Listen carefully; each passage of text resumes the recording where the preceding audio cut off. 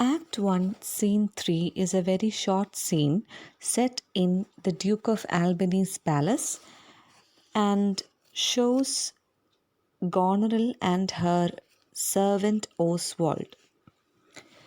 Both of them have a conversation whereby Goneril asks Oswald whether King Lear hit him or strike him for scolding his fool. So Oswald replies that yes, King Lear did strike him for scolding his fool, and this sets Goneril into great rage. Goneril bursts into anger, saying that day and night King Lear wrongs her.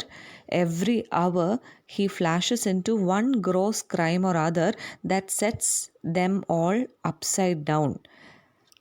So here we can see the feeling of Goneril, that she is angry towards her father for shouting and punishing her servants, because that sets everything upside down. And now she declares that she will not endure it anymore.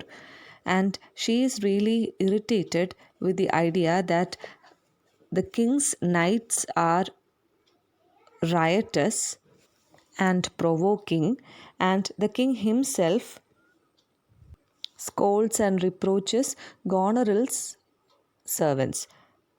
So now she has decided that once King Lear returns from hunting, she is not going to speak with him. So she asks her servant Oswald to tell the king that she is sick and she does not want to speak to anybody, and asks him to show laziness and slackness in his services, so that she wants to provoke King Lear.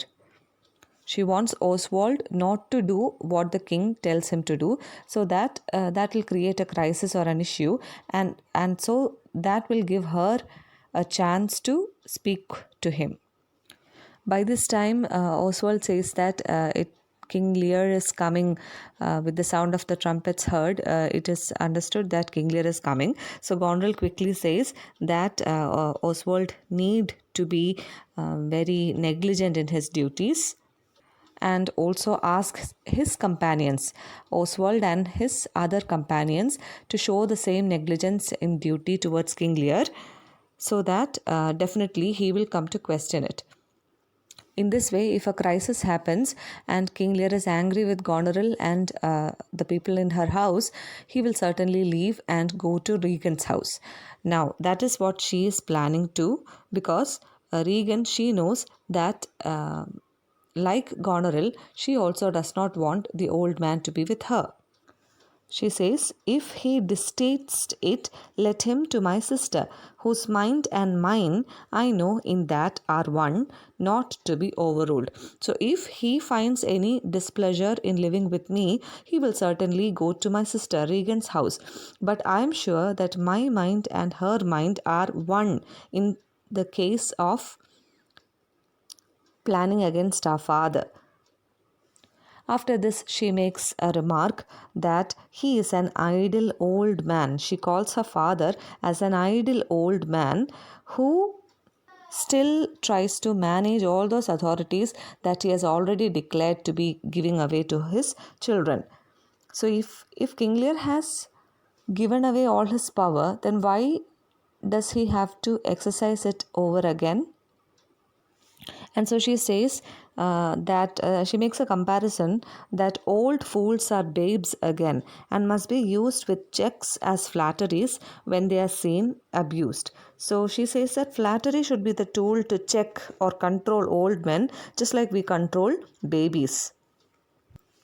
Anyway, as the short scene ends, Goneril asks Oswald to show coldness in duties, neglect in duties towards King Lear as well as towards King Lear's knights, so that when this alacrity of welcome is shown to the king and his knights, there will be trouble, and that is what she wants to happen.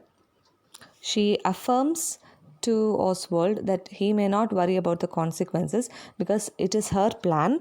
I would breed from hence occasions, and I shall that I may speak. Why I am telling you to do this is so that I can get an opportunity to speak and act to King Lear. And then she plans that she wants to write a letter to her sister right away, and the scene ends.